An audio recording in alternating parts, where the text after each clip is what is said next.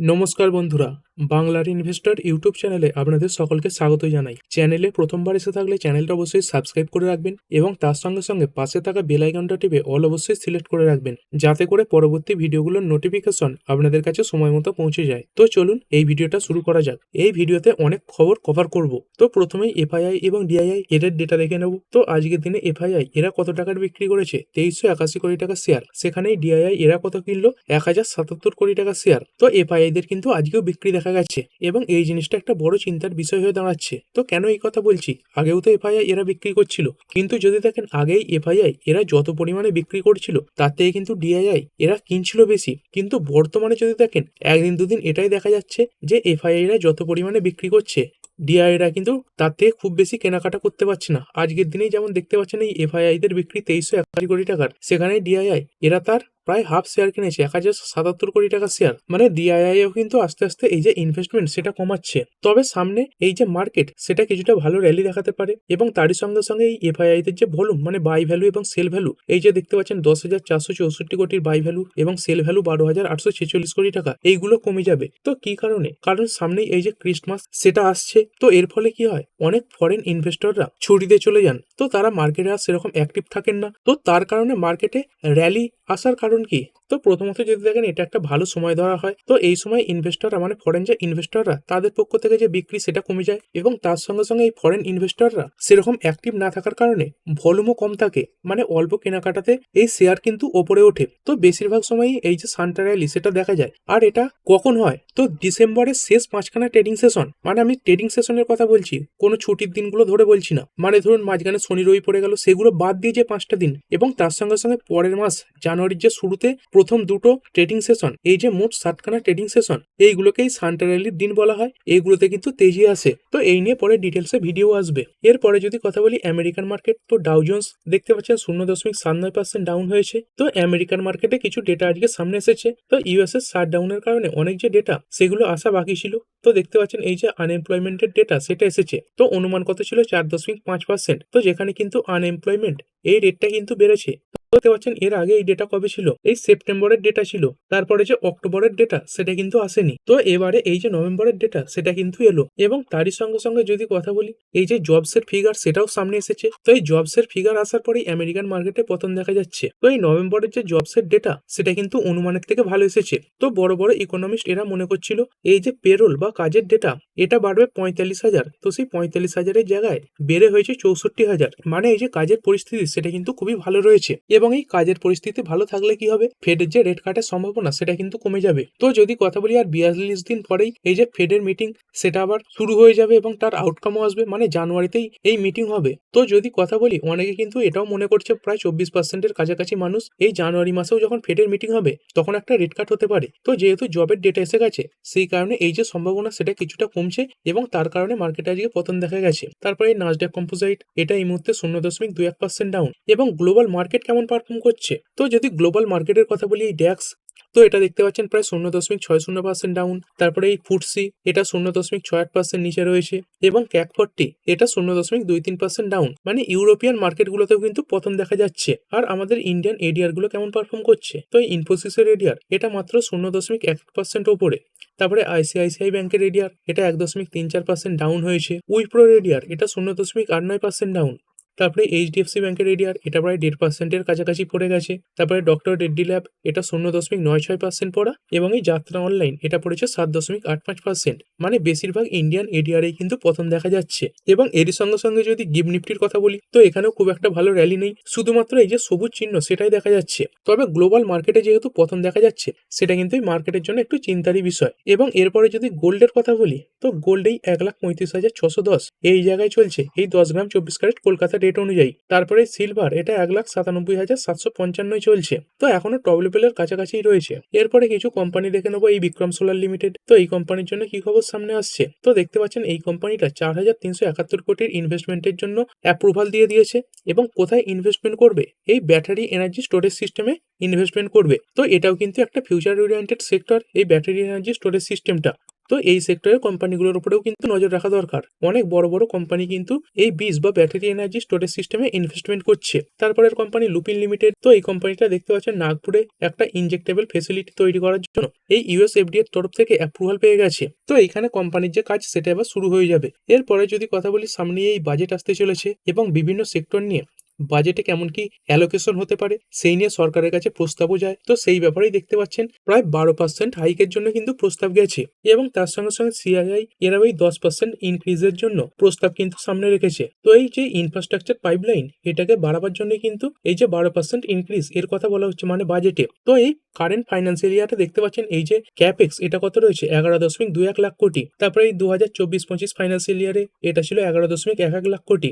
মানে এই 11.21 লাখ কোটি থেকে আরো 10 থেকে 12% এই যে বাজেট সেটা বাড়াবার জন্য প্রস্তাব কিন্তু সরকারের কাছে গেছে। তো এর জন্য কোন কোম্পানিগুলোকে নজরে রাখবেন? অবশ্যই যে ইনফ্রাস্ট্রাকচার কোম্পানিগুলো রয়েছে সেগুলো নজরে রাখবেন। এই সেক্টরে তো অনেক বড় বড় কোম্পানি রয়েছে, নাম বলে শেষ করা যাবে না। এলএনটি রয়েছে, আইআরবি ইনফ্রা রয়েছে, তারপরে কেইসি ইন্টারন্যাশনাল, তারপরে ইরকনের নাম দেখতে পাচ্ছেন, তারপরে এনবিসিসি রয়েছে। তো এরকম যদি মেজর ইনফ্রাস্ট্রাকচার প্লেয়ার দেখি এখানে বড় বড় নাম এই কেইসি, তারপরে এনসিসি দেখতে পাচ্ছেন, কলবতরু প্রজেক্ট, তারপরে এই যে রেলওয়ে এটাও কিন্তু ইনফ্রাস্ট্রাকচারের মধ্যেই পড়ে। তো rail Vikas Nigam limited Ritz রয়েছে, তারপরে এই এয়ারপোর্ট ডেভেলপমেন্ট সেক্টরে এই জিএমআর এয়ারপোর্ট রয়েছে, তারপরে এই পাওয়ার সেক্টরে কিছু রয়েছে টাটা পাওয়ার, সিমেন্স, এবিবি ইন্ডিয়া, এইচএফসিএল, তারপরে ইঞ্জিনিয়ার্স ইন্ডিয়া লিমিটেড। তো এই বাজেটে যে টাকাটা ঘোষণা হয় সেই টাকায় কিন্তু পরেই কোম্পানিগুলো আস্তে আস্তে সরকারের তরফ থেকে অর্ডার হিসাবে পায়। তো সেই যে বাজেট সেটা বাড়াবার জন্যই কিন্তু প্রস্তাব গেছে। এরপরে কথা বলবো ইটারনাল লিমিটেড। তো নিফটির মধ্যে এটাই আজকে টপ লুজার, প্রায় 4.67% পড়ে গেছে। তো কি কারণে পড়েছে? তো এই জোম্যাটো শেয়ারটা পড়েছে, এর কারণ হচ্ছে কোম্পানির যে মার্কেট শেয়ার সেটা কিন্তু কমে গেছে। আর উল্টো দিকে কাদের বেড়েছে? এই সুইগির মার্কেট শেয়ার বেড়ে গেছে। তো এই দুটো কোম্পানি ফুড ডেলিভারি সেগমেন্টে কাজ করে থাকে। তো সেখানেই জোম্যাটো তারা কিন্তু তাদের যে মার্কেট শেয়ার সেটা হারিয়েছে। তো এই ইউবিএস এই নিয়ে একটা রিপোর্ট সামনে রেখেছে। তো এরা কি বলছে? এই জোম্যাটোর যে প্রতিদ্বন্দ্বী কোম্পানিটা রয়েছে সুইগি, তারা এই নভেম্বর মাসে এই যে মার্কেট শেয়ার সেটা বাড়িয়ে নিয়েছে এবং তারই সঙ্গে সঙ্গে দেখতে পাবেন এই যে সুইগি তারা তাদের প্ল্যাটফর্মে এখন জোম্যাটোর থেকেও বেশি অফার কিন্তু দিতে শুরু করেছে। তো এই রিপোর্টের পরেই কিন্তু একটা ক্র্যাশ এই জোম্যাটোতে দেখা গেছে। তারপরের কোম্পানি কেন্স টেকনোলজি ইন্ডিয়া লিমিটেড। তো দেখতে পাচ্ছেন ইলারা এই যে ব্রোকারটা রয়েছে কল সেল অফ হয় ডিসপ্রপোর্শনেট পানিশমেন্ট ফর এ মিসডিমিয়ানর। তো এরা এটাই বলছে এই যে কেন্স টেক তারা ঠিকঠাক ডিসক্লোজার দেয়নি, সেই কারণে স্টকটা পড়ছে এবং তার সঙ্গে সঙ্গে রেটিং তো বাই দিয়েছে কিন্তু এই যে টার্গেট প্রাইস সেটা কমিয়ে দিয়েছে। তো দেখতে পাচ্ছেন প্রায় 30% টার্গেট প্রাইস কিন্তু কমিয়ে দিয়েছে। তো সেই কারণে কিছুটা প্রেসার কিন্তু দেখা গেছে। তারপরে টাটা পাওয়ার কোম্পানি লিমিটেড। তো একদমই স্ট্রং একটি কোম্পানি, টাটা গ্রুপের কোম্পানি। তো কোম্পানির জন্য নিয়মিত ভালো খবরও আসছে, যদিও সেই খবর কোম্পানি উপর দিকে সেরকম বাড়তে পারছে না। তো এখন একটা কনসোলিডেশন ফেজে চলছে এবং যে খবরগুলো আসছে সবই পজিটিভ। তো দেখতে পাচ্ছেন প্রথমেই কোম্পানি এই ফাইন্যান্সিয়াল ইয়ার 30-এর মধ্যে প্রায় 25,000 কোটি টাকার ক্যাপেক্স করবে বলেছে এবং তারই সঙ্গে সঙ্গে কোম্পানিটা এই 2,000 কোটি টাকা ফান্ড রেজ করতে চলেছে, যেটা কিন্তু ডিবেঞ্চারের মাধ্যমে হবে এবং তারই সঙ্গে সঙ্গে কোম্পানিটা 1.25 লাখ কোটি টাকা ইনভেস্ট করবে। কিসের জন্য? কোম্পানি আশা করছে এই 2030-এর মধ্যে তাদের যে প্রফিট আফটার ট্যাক্স সেটাকে 10,000 কোটিতে নিয়ে যাবে এবং তারই সঙ্গে সঙ্গে কোম্পানিটা খুব তাড়াতাড়ি এই 6,500 কোটি টাকার এই যে ওয়েফার ইনগট প্রজেক্ট সেটা ফাইনালাইজ করতে চলেছে। তো কোম্পানির সিইও তিনি কিন্তু এই কথা বলেছেন। তো প্রতিটা খবর কিন্তু পজিটিভ দিকেই আসছে। তারপরে যদি জিডিপির ব্যাপারে কথা বলি, তো দেখতে পাচ্ছেন এবারে ভারতের যে জিডিপি এটা খুবই ভালো এসেছিল 8.2%, কিন্তু অনেকে বলছিল এই যে জিডিপির ডেটা সেটা ফলস। দেখুন এই যে জিডিপির ডেটা এটা ফলস নয়। তো অনেকে এটাও বলছিল এই আইএমএফ এরা বলছে এই জিডিপির ডেটা এটা ভুলভাল। দেখুন সেরকম কিছু ব্যাপার নয়। এই যে আইএমএফ এরা কি বলছিল? এরা বলছিল আমরা 2011-12 এই যে বেস ইয়ার সেটা ধরে এই যে জিডিপি এটা ক্যালকুলেট করি। তো সেই কারণেই এই যে জিডিপির ডেটা সেটা তো বেশি আসছে এবং তার কারণে এই যে আইএমএফ এরা রেটিংও দিয়েছিল সি গ্রেড। তো সেই নিয়েই পার্লামেন্ট থেকে খবর আসছে। দেখতে পাচ্ছেন new GDP series two eliminate discrepancies component. তো এই যে আগের বেস ইয়ার সেগুলোকে পরিবর্তন করা হবে এবং নতুন নিয়মও আনা হবে। তো নতুন যে জিডিপির ডেটা আসবে সেখানে এই যে বেস ইয়ার এটা ধরা হবে 2022-23। তো এবার কিন্তু এই যে ক্লিয়ার ডেটা সেটা পাওয়া যাবে। আর এটা কবে থেকে লঞ্চ হবে দেখতে পাচ্ছেন এই 27/2/2026, মানে তারপরে যে জিডিপির ডেটাগুলো সেগুলো কিন্তু নজরে থাকবে। এবং তারই সঙ্গে সঙ্গে এই কথা বলছিলাম এই যে ইন্স্যুরেন্স সেগমেন্টে এফডিআইডি এর লিমিট সেটা বাড়িয়ে 100% পর্যন্ত করা হতে পারে। তো সেটাই দেখতে পাচ্ছেন এই যে লোকসভা সেই যে প্রস্তাব সেটাকে কিন্তু ক্লিয়ারেন্স দিয়ে দিয়েছে এবং তারই সঙ্গে সঙ্গে পলিসি হোল্ডারদের প্রোটেক্টের জন্য এই যে নিয়মগুলো সেগুলো কিন্তু শক্ত করা হবে। তারপরে এই Azmira realty and infra India limited. তো কোম্পানির জন্য কি খবর সামনে আসছে। তো কোম্পানিটা দেখতে পাচ্ছেন স্টক স্প্লিট দেওয়ার কথা ঘোষণা করেছে 1:5, মানে একটা স্টক ভেঙে 5 ভাগ হয়ে যাবে এবং তারই সঙ্গে সঙ্গে স্টকের যে প্রাইস সেটাও কিন্তু 5 ভাগের 1 ভাগ হবে, মানে শেয়ারের সংখ্যা 5 গুণ হবে আর স্টকের প্রাইস সেটা 5 ভাগ হয়ে যাবে। তারপরে একটি কোম্পানি রিজলভ এআই পিএলসি, তো দেখতে পাচ্ছেন এটা আমেরিকান কোম্পানি, নাসডাক বেসড। তো এখানে 31% উপরে তেজি দেখা যাচ্ছে। তো এই আমেরিকান মার্কেটে কোনো ক্যাপ থাকে না, যত খুশি বাড়তেও পারে এবং নিচের দিকে 100% পর্যন্ত পড়েও যেতে পারে। তো কি কারণে বেড়েছে, তো দেখতে পাচ্ছেন কোম্পানিটা এই যে রেভিনিউ ডেটা সেটা সামনে রেখেছে এবং এই যে ডেটা এটা কিন্তু রেকর্ড মান্থলি রেভিনিউ ডেটা, মানে খুব ভালো রেভিনিউ এসেছে এবং তারই সঙ্গে সঙ্গে কোম্পানিটা এটাও আশা করছে ডিসেম্বরের এই যে রেভিনিউ সেটা বেড়ে 17 মিলিয়ন হয়ে যাবে, মানে ডলারে। তো এই খবরে এই কোম্পানিটা বেড়েছে। তারপরে ইন্ডিয়ান রুপি তো এখন 90.9 কাছে চলছে। তো এই ইন্ডিয়ান রুপি নিয়ে আরবিআই কে প্রশ্নও করা হয়েছিল, তো তারা কিন্তু বলছে এই যে রুপি এত দুর্বল হচ্ছে সেই নিয়ে চিন্তা সেরকম কোনো ব্যাপারও নেই। কারণ কি, কারণ আমাদের ইন্ডিয়ার কাছেও প্রচুর ডলার রিজার্ভ কিন্তু পড়ে রয়েছে। তারপরে ক্রুড অয়েল, তো ক্রুড অয়েল তো আস্তে আস্তে নিচের দিকে পড়ছে। WTI ক্রুড এটা 2.73% পরে 55 নিচে নেমে এসেছে এবং এই ব্রেন্ট ক্রুড এটা অনেকদিন পরে 60-এর নিচে কিন্তু দেখা যাচ্ছে।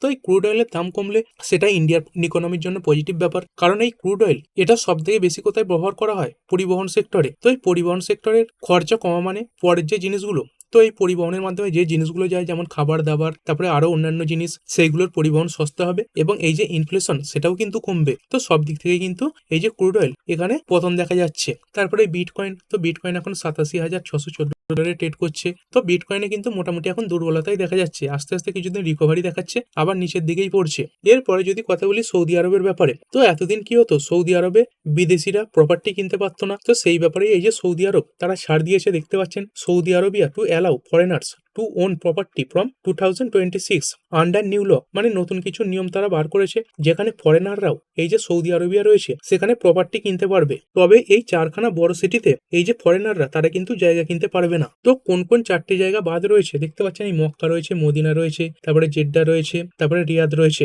তো এই 4টি জায়গা বাদ দিয়ে আপনি চাইলে এই যে সৌদি আরবিয়া এখানে কিন্তু প্রপার্টি কিনতে পারেন। তারপরে একটি কোম্পানি ফোর্ড, তো এটাও একটা বড় কোম্পানি। কোম্পানির জন্য কি খবর সামনে আসছে, তো দেখতে পাচ্ছেন এই ফোর্ড তারা প্রায় 1.77 লাখ কোটি টাকা খরচ করতে চলেছে। কিসের জন্য, ক্যান্সেল ইভি মডেল, মানে ইভি মডেল ক্যান্সেল করার জন্য। এবং কি জন্য ক্যান্সেল করছে, দেখতে পাচ্ছেন shift back to IC hybrid cars, মানে এই ইভি মডেল ক্যান্সেল করে এই যে তেলের গাড়ি সেই দিকে কিন্তু আবার ফোকাস করছে। এবং কিছুদিন আগে এই খবর এসেছিল এই যে ইউরোপিয়ান ইউনিয়ন তারা কিন্তু এই 2035-এর মধ্যে পেট্রোল ডিজেল গাড়ি যে ব্যান করার ব্যাপারে ঘোষণা করেছিল, সেই যে প্ল্যান সেটাও কিন্তু ক্যান্সেল করেছে এবং অতিরিক্ত 5 বছর সময় দেওয়া হয়েছে 2040 পর্যন্ত। তো এর ফলে কি হবে, ইভি সেক্টরের জন্য কিন্তু এগুলো নেগেটিভ ব্যাপার, কারণ এই বড় বড় কোম্পানিগুলো ইভি সেক্টর থেকে কিন্তু মুখ ফিরিয়ে নিচ্ছে এবং পেট্রোল ডিজেলের দিকেই ফোকাস করছে। আর এই যে ক্রুড অয়েলের দাম কমছে এটাও কিন্তু ইভি কোম্পানিগুলোর জন্য নেগেটিভ ব্যাপার, কারণ মানুষ কেন এই ইভির দিকে যাচ্ছে, কারণ এই যে পেট্রোল ডিজেলের দাম এগুলো যথেষ্ট পরিমাণে বেড়ে যাচ্ছে। তো আমাদের ইন্ডিয়াতে দাম তো কমছে না, কিন্তু বিদেশে ক্রুড অয়েলের দাম যেমন কমে সেই হিসাবে কিন্তু